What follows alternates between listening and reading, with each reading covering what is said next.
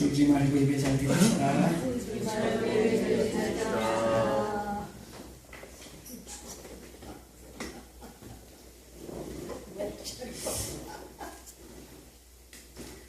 네, 사모님 그왜 맨 뒤로 왜 가셨어요? 보고 싶으니까 앞으로 오세요. 아이고 로맨스 로맨틱 왜 안 왔어요? 권인상 보자. 여기 다음 주에 오십니까?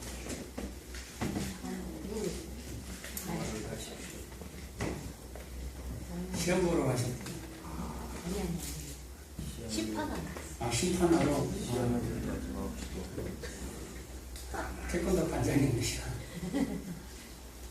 다음 달부터는 안 빠지신대.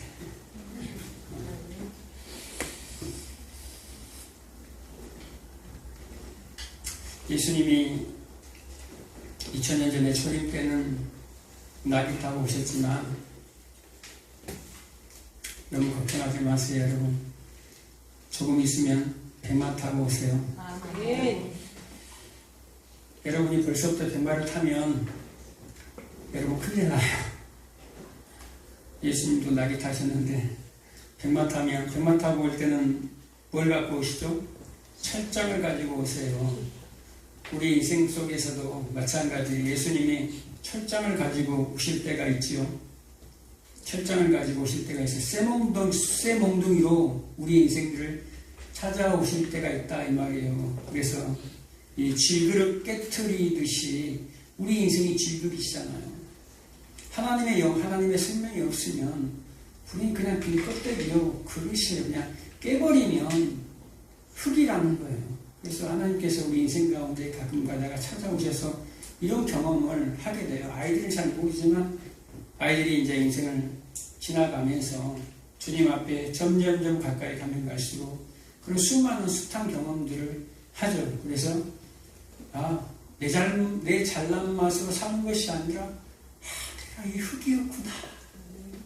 내가 이 깨어질 수밖에 없는 흙이구나. 먼지구나. 먼지 같은 것이 아니라 그냥 우리는 먼지예요. 그냥 흙 덩어리다 이 말이에요. 하나님의 생명이 들어가지 않냐면 우리는 그냥 고깃 덩어리, 육체에 불과하다 이 말이에요. 마지막에는 주님이 뭐 타고 오신다고요? 백마 타고 또 뭐 타고 오신다 그래요? 다니엘서 7장 13절에 보면 인자가 마지막 때올 때 구름을 타고 오신다라고 하잖아요. 왜 구름을 타고 옵니까? 마지막 백마 타고 올 때는 심판주로 와요. 근데 그 전에 구름을 타고 오시죠. 구름을 타고 공중에서 나팔소리가 납니다. 하나님의 나팔소리, 천사장의 나팔소리. 그 나팔소리가 들릴 때에 여러분의 각 사람들의 이름들을 다 부르신다라는 거예요. 왜 구름을 타고 옵니까? 뭐 손오공이에요? 손오공이 구름 타고 오잖아요. 그 구름이라는 것은 실제로 구름을 타고 오고 그림처럼 구름을 타고 온다라는 것이 아니라 구름, 흑암이에요. 흑암, 구름. 그러니까 하나님은 빛이신데 그 빛을 심판하기 전에 주님이 재림하는데 모든 인생들이 그 빛 앞에서 어떻게 되어버립니까? 다 죽어요. 그래서 빛 대신 예수 그리스도를 가리고 오시는 거예요. 흑암 가운데. 출애굽기에서도 나오잖아요. 하나님이 강림하실 때, 신의 산에서 강림하실 때 흑암 가운데 구름이 촉해 연기로 그 사이로 그 위로 모세가 올라가잖아요. 안 그러면 모든 인생들은 다 죽어요. 예전에 한번 설명했잖아요. 이 시골에 이 돌을 딱 들면 그 속에 어둠에 이 짐승들이 있어요. 벌레들이. 딱 드는 순간 다 도망가 버려요. 왜? 빛이 많으니까. 어둠은 빛을 보면 다 사라져버려요. 그래서 인생들이 하나님의 빛을 봐버리면 다 죽어버려요. 그래서 하나님이 우리 인생들을 사랑하셔서 구름을 타고 오세요. 연기 가운데, 흑암 가운데 오신다 이 말이에요. 그리고 그 흑암 위로, 구름 위로 우리 각 사람들의 인생들을 부르면서 내 백성아 올라와. 각 사람의 이름을 부를 때. 그리고 주님과의 기쁨과 함께 뭐 타고 와요 이제? 주님과 함께 주님이 주신 백마 타고 오는 거예요. 마지막 때 백마 타고 오실 때 주님의 옷이 무슨 옷으로 다 묻지요? 피 묻은 옷으로 주님이 백마 타고 오시는데 주님의 옷만 피가 묻어요. 그 뒤를 따르는 하나님의 정결한 신부된 교회에는 피가 묻습니까? 안 묻죠. 깨끗한 세마포를 입고 백마를 타고 그 뒤를 쫓는다라고 나와요. 요한계시록 19장에 보면. 왜? 예수님이 그걸 다 뒤집어 쓰잖아요. 창세기 49장 11절에 유다에 대한 예언인데 거기에 포도나무에 나귀가 매어있다라고 나오잖아요. 그 매어있는 나귀가 누구예요? 예수. 그런데 6월절 날 그 종려주일에 나귀를 타고 오신 것은 야 매어있는 나귀 끌고 와 그리고 타고 가잖아요. 그 우리 인생 가운데 인생들이 매여있는 이 인생들 죄 가운데 저주 가운데 매여있는 그 인생들을 내가 풀어놓을 거야 라는 말이에요. 6월절에 뭐하러? 내가 죽음으로 말미암아 6월절 양으로 내가 십자가에서 죽음으로 말미암아 너희 인생들 가운데 내가 자유를 선물로 줄 거야 라고 얘기하는 그 정말 진짜 그 은혜를 알면 참 자유를 알아요. 그 은혜를 잘못 헛되이 받아버리면 자유를 잘못 쓰게 돼. 그래서 방종하게 돼버려요. 세상에 나가서 예수 믿고 세상에서 방종하게 돼버린다. 진짜 우리가 은혜를 아는 자들은 어느 쪽으로 간다라는 거예요? 거룩함 쪽으로 간다라는 거예요. 예수를 닮아갈 수밖에 없다라는 거예요. 정도 없고 흠도 없는 그 어린 양. 예수님이 은혜 가운데 죄 가운데 은혜가 많다고 하니까 예수님이 맨날 죄 짓습니까? 아니잖아요. 그런데 은혜 받았다고 하는 우리는 왜 죄를 지으려고 하냐 이 말이죠. 점점점 거룩함으로 더 나아가야 된다 이 말이에요. 오늘 본문에 보면 사람들이 뭐라고 얘기합니까? 표적 보여주기를 원하나이다. 선생님 우리에게 표적 좀 보여주세요 라고 얘기합니다. 예수님이 뭐라고 얘기합니까? 요나의 표적밖에는 너희에게 보여줄 표적이 없어. 그 수많은 표적들을 행했잖아요. 몰라서 물어봅니까? 아니에요. 그런데 예수님이 하나밖에 얘기 안 해요. 표적은 요나의 표적밖에 없어 라고 얘기합니다. 요나의 표적이 뭡니까? 요나서 2장 1절 이하에 쭉 나오잖아요. 요나가 하나님의 명령을 받고 요나 선지자, 그 요나 선지자에게 하나님이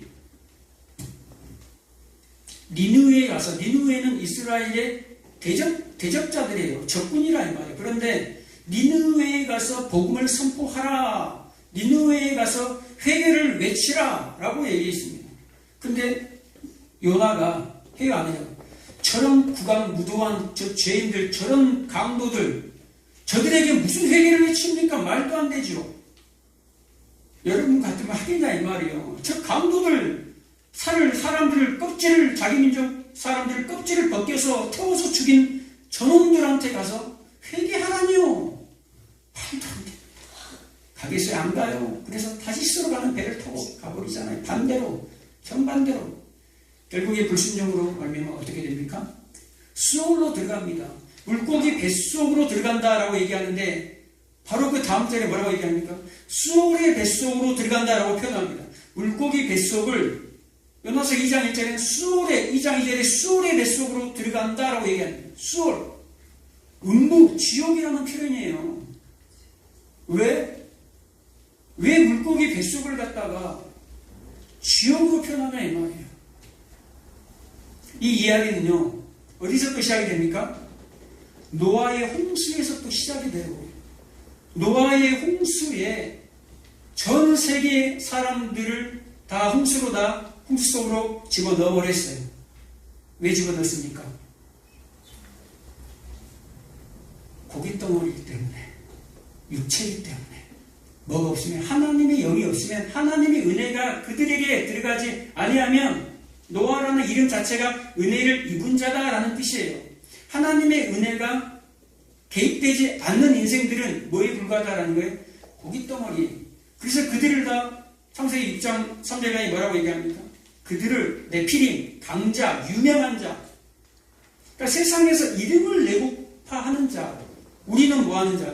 하나님의 이름을 자랑하고 싶은 자, 하나님의 힘으로 살아가는 자를 성도라고 하는데, 하나님을 대적하는 자들은 뭐예요? 하나님의 이름이 아니라 자기의 이름, 자기의 힘, 세상의 힘을 드러내려고 하는 강자들이라 이 말이에요. 그들을 다 어떻게 됩니까? 그게 심판의 근거라는 거예요. 하나님의 힘으로 살지 아니한 모든 인생들은 육체가 됨이라. 그리고 다 어디로 들어갑니까? 홍수 심판으로 다 들어가 버려요. 그리고 세상의 그 저주의 바다에 다 빠지게 됩니다. 그런데 유일하게 빠지지 않는 뭐가 있죠? 노아의 방주. 그 방주 안에 들어가니까 다 살아. 그 세상의 바다에 빠진 자가 누굽니까? 예수. 그 방주가 누구예요? 예수라는 방주예요. 예수라는 예수 그리스도가 세상의 그 저주의 바다에 빠져버리니까 누가 살게 됩니까? 은혜 받은 노아와 7 식구가 살아요. 그 방주, 역청이 발라진 방주가 그대로 흘러들어갑니다. 어디로? 모세까지 흘러들어가요. 모든 남자아이는 다 죽어야 돼. 저주의 바다에 빠져서 다 죽어야 되는데 누구만 살아요? 모세만 살아요. 어디에 담겨져서? 갈대 상자. 그게 방주에 똑같은 단어예요. 역청이 발라진 갈대 상자. 그게 방주예요. 그 방주에 담겨져서 무리를 둥둥 떠다니죠. 그게 뭐냐면 저주의 바다예요. 그 저주의 바다의 그 강에, 저주의 물에 누가 빠져 죽었어요? 남자아이들은 다 빠져서 거기에다 죽었다 이 말이에요. 그래 누구만 살아요? 그 물 위에서 떠서 모세만 살아요. 모세만 어디 안에서? 방주 안에서. 그리고 이게 어디로 흘러갑니까? 홍해로 흘러가요.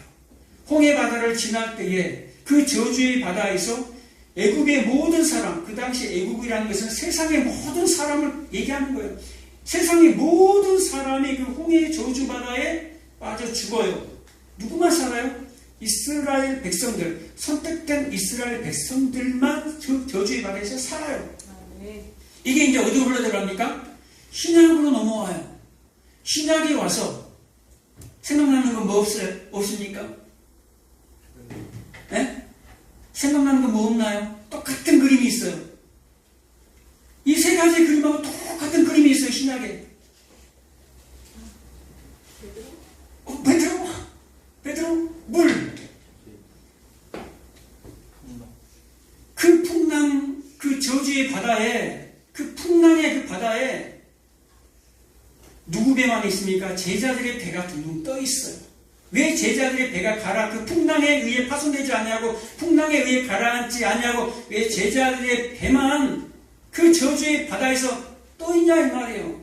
거기에 누가 오셨어요? 예수님이. 저주의 바다 가운데 한복판에 예수님이 거기에 있었어요. 예수님이 배로 올라가니까 풍랑이 잔잔해요. 바다가 잔잔해요. 왜요? 예수의 생명으로 말씀되신 예수님이 창조했으니까. 예수님이 저주의 바다에 빠지니까 누가 산다라는 거예요? 선택받은 12제자, 12제파, 24장로, 14만 4천. 선택된 정결한 교회된 신부된 우리가 산다라는 거예요. 누가 빠지니까? 예수가 빠지니까. 요나 선지자가 뭐 했어요? 그 배에서, 타고 있던 배에서 바다로 빠지니까, 저주의 바다로 빠지니까 누가 살아요? 그 배 안에 있는 사람들이 살아요. 이게 복음이다라고 지금 예수님이 가르쳐 주는 거예요. 너희들에게 보여줄 표정은 이거밖에 없다. 내가 죽어야지만이 너희들이 살 수 있는 거야. 라고 얘기하는, 내가 죽어야지만이, 내가 지금 기사가 이제 얼마나 많이 보여줬니? 뭘 더 이상 보여달라고 그러니? 진짜 표적은 내가 죽는 거야. 이것을 믿는 자만이 너희들이 살 수 있어. 그 이스라엘 백성들이 그 불순종했던 이스라엘 백성들이 장대에 노뱀을 달아놓고 뱀은 저주의 상징이잖아요. 그 저주된 그 뱀을 바라보면 산다고 하는데 누가 보겠냐 이 말이에요. 그 저주 받을 왜 뱀이겠어요? 우리가 다 뱀이에요, 뱀. 우리 속에 다 이게 마귀적 습성들, 죄성 때문에, 본성들 때문에 우리는 지옥에 갈 수밖에 없는 존재들이에요. 그래서 예수님이 그 나무에 저주 달린 자마다 나무 아래 있는 자라, 나무에 달린 자는 저주예요. 누구의 저주? 우리의 저주.